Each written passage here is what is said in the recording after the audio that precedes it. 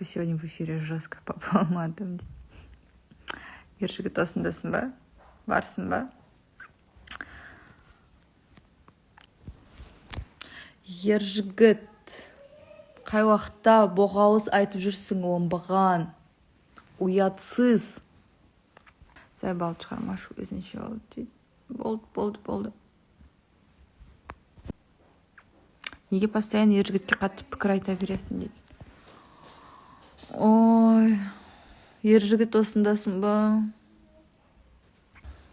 Человек, который не любит себя. Не то чтобы каждый человек себя любит, но именно оған постоянно андай не керек та, самоутверждение керек.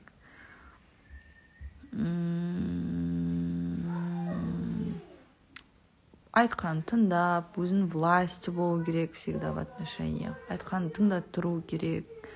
Сол арқылы ғана өзін ол жақсы сезініп, жақсы көреді сондай отношениеде. Өзіне көмаш, брат, сен сияқты болғым келді, келмейді, я не стерва, мен арыстанмын дейді. Молодец. Мына екеуін көкпетсіңдер дейді. Ешқандай Зухра жақтасыз ба, айданама десем, еш жақта емеспін. Сыртқы келбетін әдемі, но құқықтарын бесит дейді. Знаете, почему я вас бешу? Потому что вы какие-то свои части, какие-то свои качества, какой-то свой характер, жана көкпет деген нелеріңізді, наверное, где-то в себе подавили. Может, сіз кейбір жерде ойыңызды ашық айта алмайсыз. Кейбір адамдармен ұрсуға қорқасыз. Адамдарға тиісіп, шымшып сөйлеуге қорқасыз, оны жаман деп ойлайсыз да, поэтому я вас бешу. Бірақ мендегі качество сізде де бар, понимаете?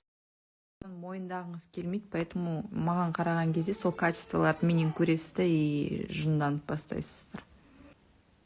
Мөлдір, сен эфирде бәрімен ұрсуға дайын тұрасың, көкпет екенін көрсетесің дейді. Көкпетпін ғой енді. Конечно, көкпетпін. Көкпетсіз дейді. Я көкпетпін, мен мойындаймын оны, мен ешқашан оны отрицать етпегем. Недавно маған бір двоюродная сестрам жазады, екеуміз ұрысып қалдық директта. Маған айтады, мен көкпетпін дейді да, мен айтамын да, мен сенен асқан көкпетпін деп. Поэтому солай енді. Айтатын жерде айтамын мен дейді. Бәріміз боқтаймыз ғой, өздерінше болмаңдаршы адамдар. Боқтамайтын адам жоқ бұл өмірде. Мен 6 жасар баламды боқтайды ютубтан боғауыз оқып алып, көріп алып. Сұрақтар көп болып кетті. Что скажешь насчет порнозависимости дейді. Вас, наверное, что-то тревожит. Раз это не просто порнозависимость, вы, наверное, зависите от анонизма, от мастурбирования. Человек часто начинает мастурбировать только тогда, когда есть внутренняя тревога. Это не то, чтобы нехватка секса или еще что-то. Есть мужики, у которых есть жены, с сексом все нормально, и они все равно часто мастурбируют. Мысалға, маған артық айтпай қояйын, жаман айтпай қояйын, проститутка, клиентка қыз келдік дейді. Да, мысалға, менің психолог ретіндегі, өзімнің мамандығым ретінде, мен ол проститутка мен үшін, для меня, например, да, если мен өзіме алатын болсақ, для меня это плохо, как бы, да, образно говоря. Но мен алдыма проститутка, клиентка келіп тұрса, мен оны осуждать етпеймін біріншіден. Мен оны полностью қабылдаймын. Және де оның қандай ма айтары бар, мысалы, қазақша айтқанда, если ол проституцияны қойғысы келіп, бірақ қоя алмай жүрсе, сол направлениеде жұмыс жасаймын. А егер де ол проституция оған ұнайды, және де дальше жұмыс жасап, бірақ өзі қабылдай алмай, өзін жеп жүрсе, мысалға, мен сол направлениеде, сол проституция мамандығын да өзіне қабылдауға, сондай направлениеде жұмыс жасаймын. То есть мен оған бар, ой, проституция деген жаман, сен проститутка болма, деп онда ештеңе айтпаймын. Поэтому әр адам әр түрлі болады. Адам просто өзін қабылдау керек. Поэтому мен өзімді солай еркін ұстаймын. Ешқандай образ, жана психологтың правильный, умный образ жоқ менде. Почему именно проститутку выбрала, например? Просто кеше осындай примерлер болған менде образно соған айтып жатырмын. Проститутка болсын, енді не бар бізде жаман? Қандай заттар бар тағы? Мысалға, келіндер келеді тамында, менің енем өліп қалса екен деп тілеймін деген сияқты, да? Тездетіп өлсе екен деген сияқты. Мен айтпаймын, сен жаман зат айтып жатсың, сенің енең біреуге өлім тілеуге болмайды. Онда мен осуждать етпеймін. То есть мен қабылдаймын, маған қандай адам келеді, любой образда, любой не істесе де, қандай жаманшылық істесе де, деп менде осуждение жоқ. Потому что ол келіп тұрған адам уже өзін осуждать етіп келіп тұр да менің алдыма. Мен, если он осуждать етсем, мен оны еще хуже депрессияға түсіріп жіберемін.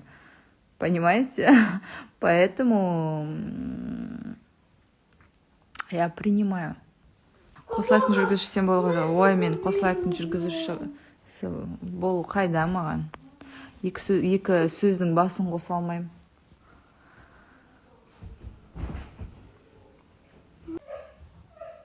Вы жасыңызға үлкен көрінесіз. Да нормально я выгляжу на свой возраст, даже моложе выгляжу. Вы чё? Если жігіт обратно подарктарын сұраса, не істейсің дейді. Так, менен подарок... да, сұраған, менен да. Қайтарып берген уақыттар болған. Бірақ алдындағы эфирға келген намырыз емес, басқа жігіт сұраған.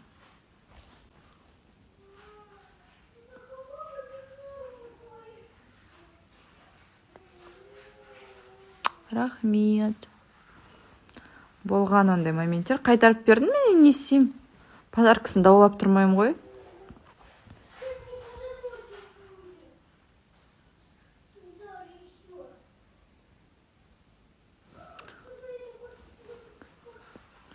Зрением чуть-чуть нашарлау я.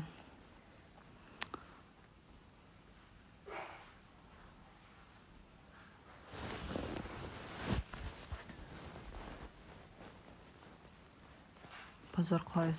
Ну, я білмеймін, сұрады енді, не істейм енді.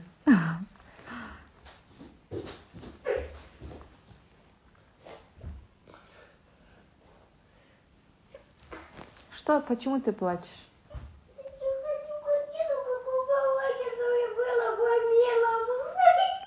Что такое?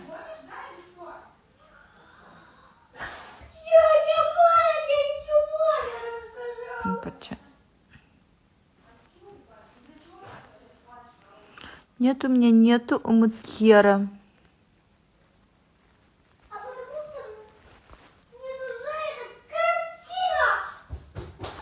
Қайтарып бердің деме подаркасын.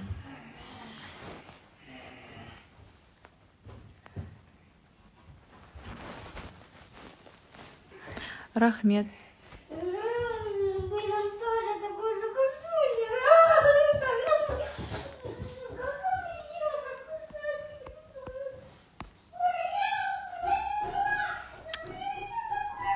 Ладно. Гаухар, что там происходит?